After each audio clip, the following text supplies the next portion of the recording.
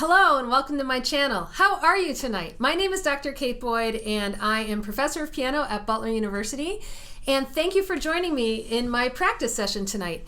In the month of December, I'm practicing my way through all of the sonatas for violin and piano by Beethoven. And tonight I'm practicing the first movement of the first sonata. So this is how the whole set begins.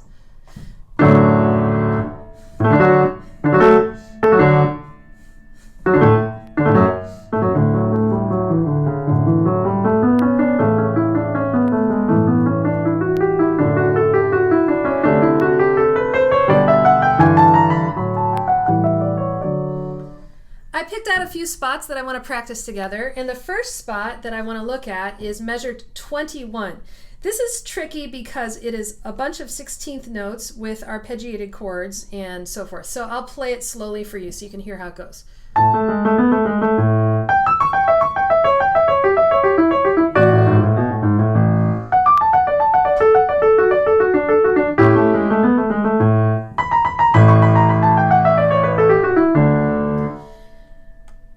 I'm going to show you how to practice with a metronome, how I do that kind of practice so that you can also try this at home. The first step to practicing with a metronome is to know what your goal tempo is going to be. And for me, my goal tempo is 152 to the quarter note.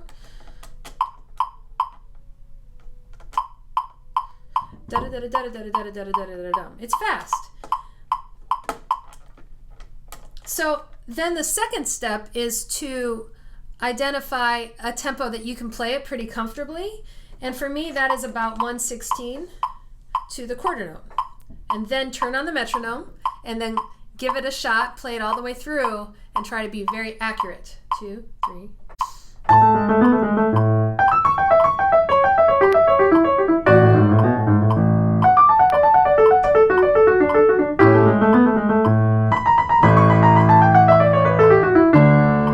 You do one time and it's comfortable, then increase one notch and repeat. Now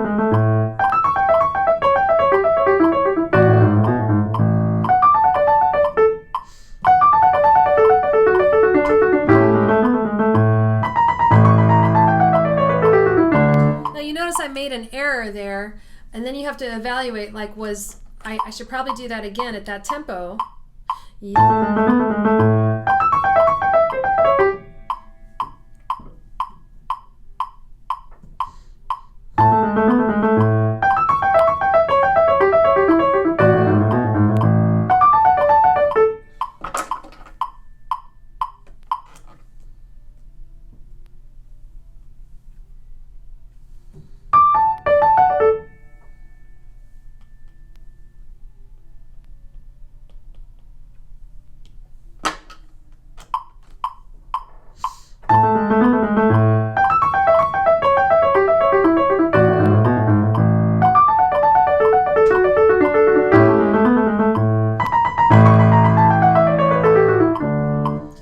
Now I'll do 126, 2, 3, 4.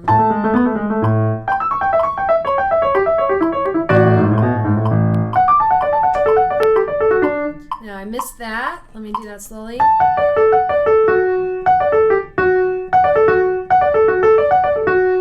Okay, I'm now on the second one.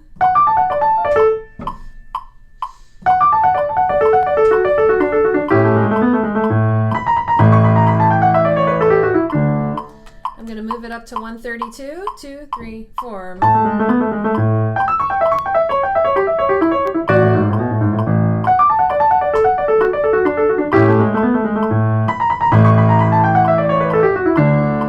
Now, I'm at 132 and measure 24 didn't feel totally secure, so I'm going to do it slowly, feeling each finger.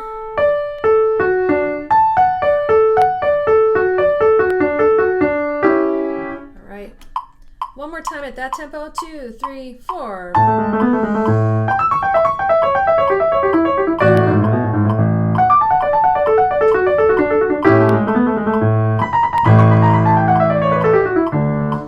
right, 138. 2, 3, 4.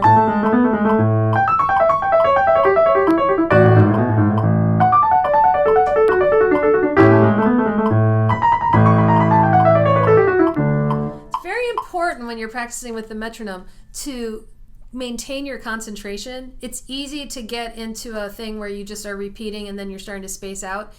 Really focus on accuracy and making sure that your fingers are falling into place and going where you want them to go. Now I'm in 144, which is one notch slower than what our goal is. 2, 3, 4.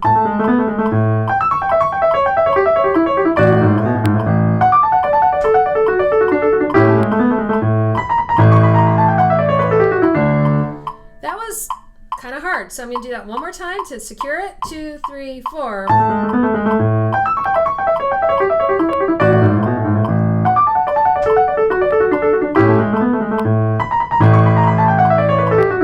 That felt better. Okay, here's my goal tempo. 2, 3, 4.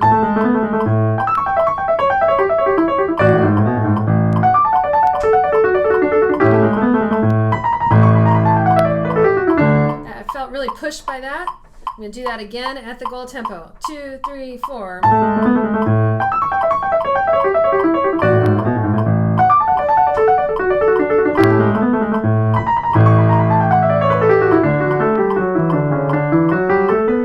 then going on.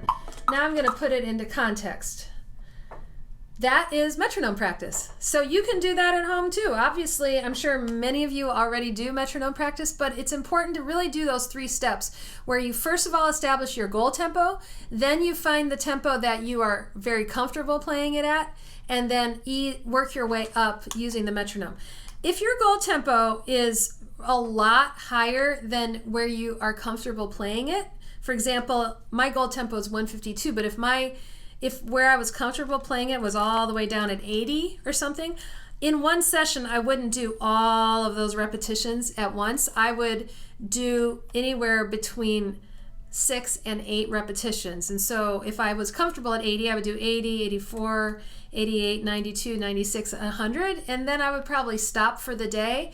Then the next day I would come back and maybe start at 96 and then go up from there. It all just depends on your comfort level. The important thing is to not feel panicky like you're grabbing at the notes when you're playing. The second spot I want to talk to you about is measure 58. It goes like this.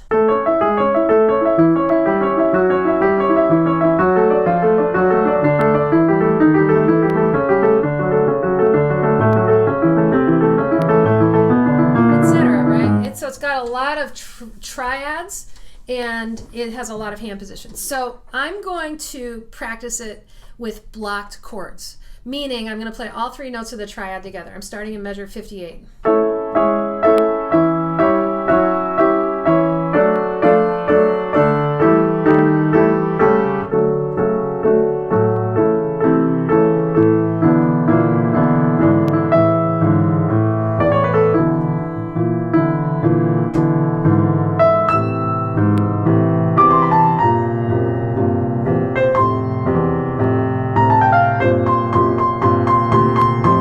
That's where I'm at. I'm going to do that one more time.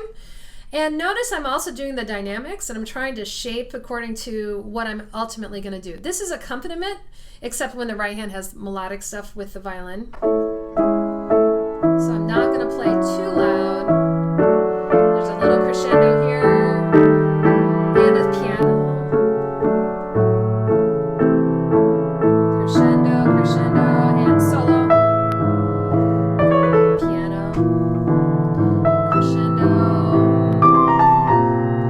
That wrong because I was talking, and then crescendo, forte. Now I'm going to play that as written.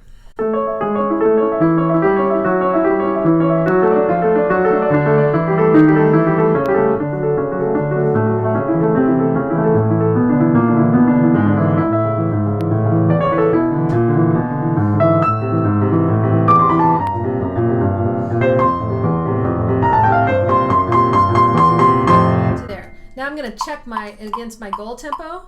1, 2, 3, 4. 1,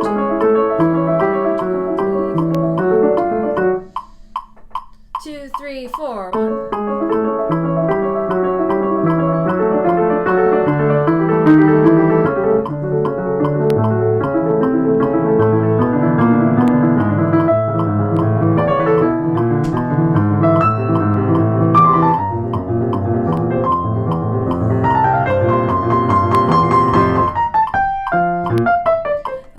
right? That is that section. So what you can do is when you see patterns like triads or 4-note chords that are broken, go ahead and block those by hand position. The reason that this is really helpful is because I'm learning where each hand position is and how to move my hand into place. Then all I have to do is break them, and I'm only thinking about 4 hand positions per measure instead of 12 individual notes. Now I'm going to talk about another spot, and this is a whole long passage where I have eighth notes in the left hand through the whole thing, and I have that same kind of figure in the right hand that alternates with the left hand. And here's how it goes.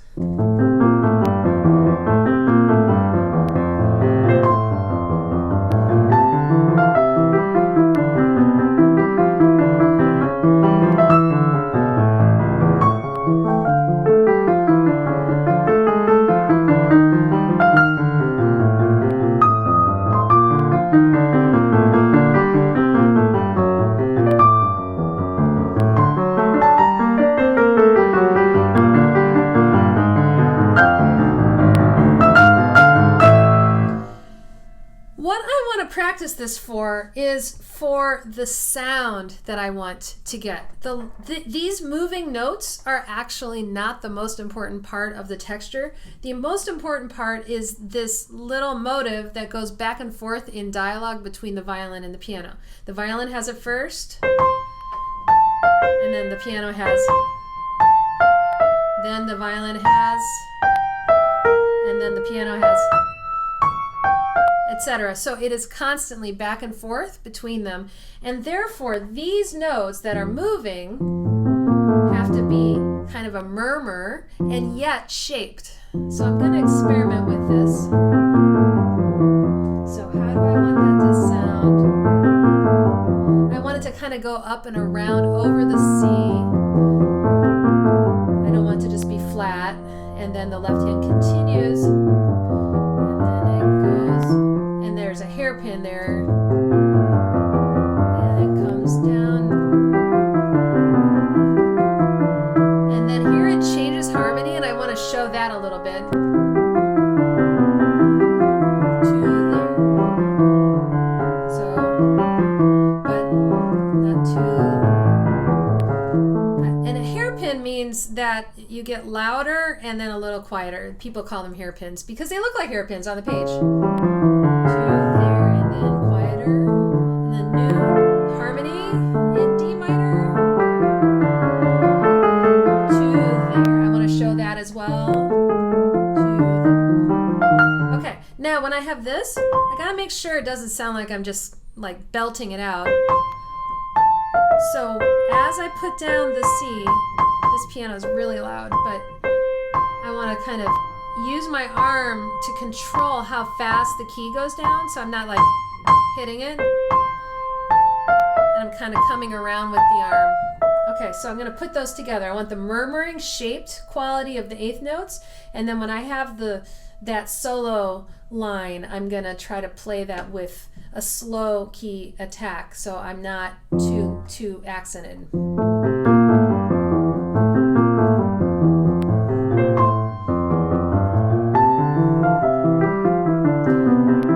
New harmony there.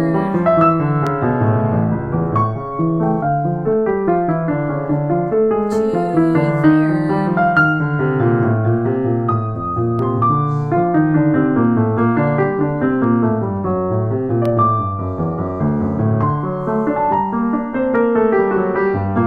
And then new harmony. Forte. Pianissimo. So that's how to practice that. You can do that yourself, obviously. Look for the places where there's the accompaniment. Isolate the accompaniment. Make sure that it is quiet and gentle. Then listen to the solo voice and think about the tone quality you want, and make sure that you're not playing it too harsh or that you're making sure to shape it and make it sound the way that you really want, and then put them together. I'm going to show you how this movement goes into the second movement, because we talked about the third movement yesterday, but I'm going to preview the second movement a little bit. So we end up end of the first movement. Bum, ba, bum, bum.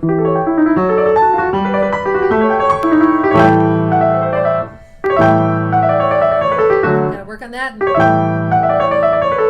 2, 3, 4. 2, 3, 4.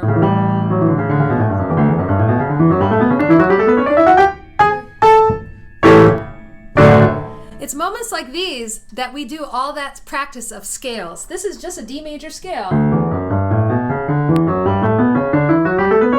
And if I hadn't already practiced a lot of scales, then I would have to learn it fresh, but I've already pre-learned it from all the years I've practiced scales. The second movement is a theme and variations. I'm not going to practice through it, but I'm just going to show you the beginning of it because it's so beautiful and I just love this music. This is a theme and variations, and the piano starts with this theme.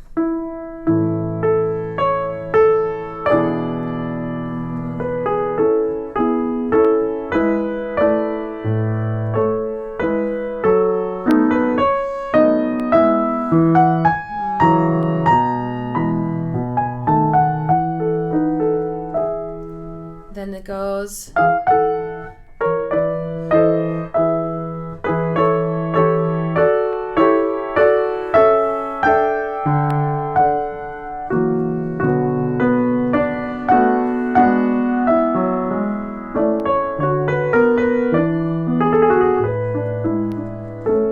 Alternate with the piano and the violin. And then we have a number of little variations, and it ends in a kind of a beautifully contemplative way.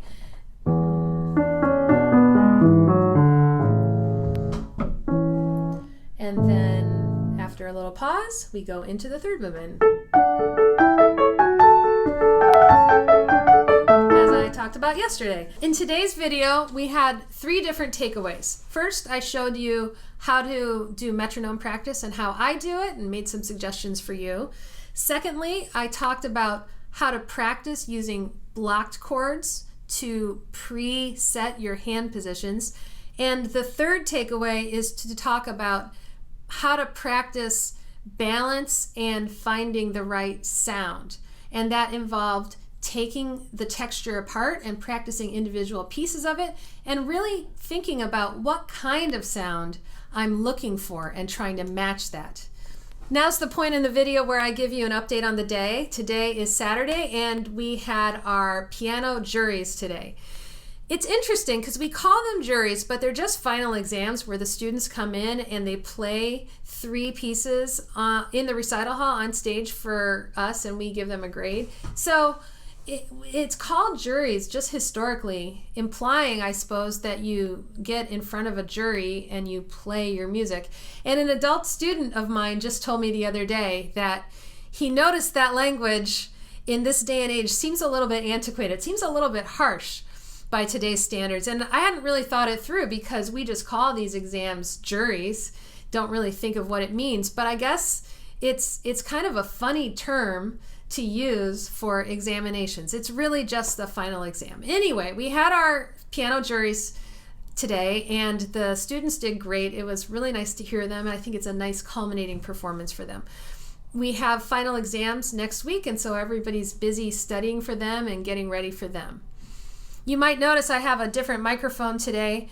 I had this microphone just lying around, and then I was talking to a colleague of mine who's an expert in all things audio, and he pointed out that this mic might work better than the one I was using before. So I decided to give it a shot and see if the sound quality is different from the past videos this month. If you're curious about how to go about learning a brand new piece from scratch, I'm gonna put a link to the video I made on how to do that right up there in the corner. So go ahead and click on that. That is going to tell you everything that you need to know about how to start a brand new piece from scratch. Thank you so much for joining me in my practice session tonight. I'll see you tomorrow when I'm going to be back to practice more Beethoven. Happy practicing and have a great day.